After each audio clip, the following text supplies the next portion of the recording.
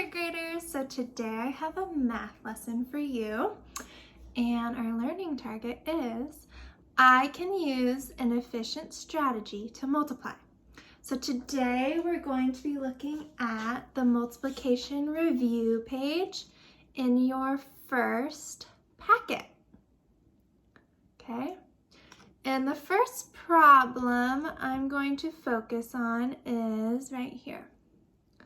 5 times blank equals 35. So let's pull up my paper. So we're focusing on using an efficient strategy. So I know I can count by 5s until I get to 35 to find my missing number. So we call that skip counting. So I'm going to skip count by 5s until I land on 35 and see how many times it takes me to get to 35.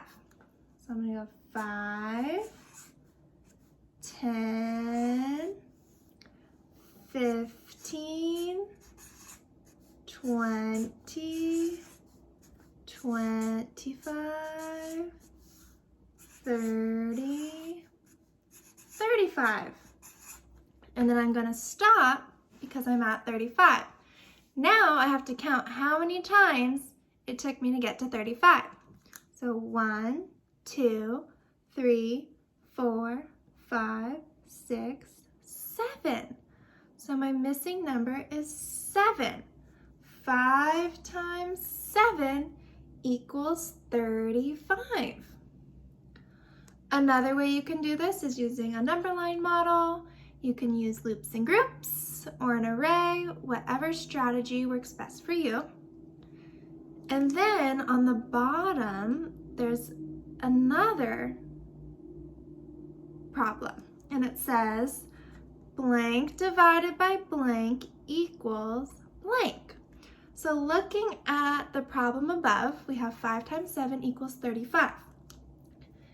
And remember, multiplication and division are just opposite of each other.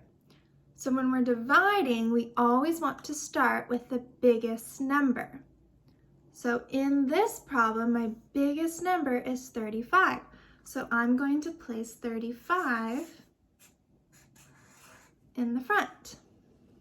So 35 divided by, and remember our fact families, so I can go 35 divided by 5 equals 7, or I can flip these two numbers and say 35 divided by 7 equals 5. So either way works. So this is my end result for that problem. Okay. Now, another problem that I want to show you is 2c blank times 9 equals 18. Now remember our multiplication table that we created together, and we learned about our doubles facts, our doubles facts, which are multiplying by 4, and then we even have our doubles, which multiply by 8. Okay, so don't forget to use those because those are really efficient strategies.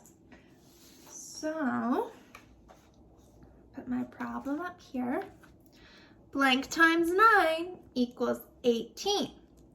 So if I look at my 9, I know that if I double 9, I can get to 18. So I'm using my doubles facts to help me this time. So 9 times 2, or 2 times 9, would equal 18 because I just have to double 9. So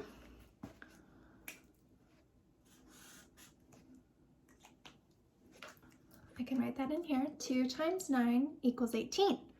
And again, with the fact families, it can also be swapped. So 9 times 2 also equals 18. And then again, down below, we have our division equation. And what number always comes first? the biggest number. So the biggest number in this problem is 18. So I'm going to write 18 and then divided by blank equals blank. And remember, we can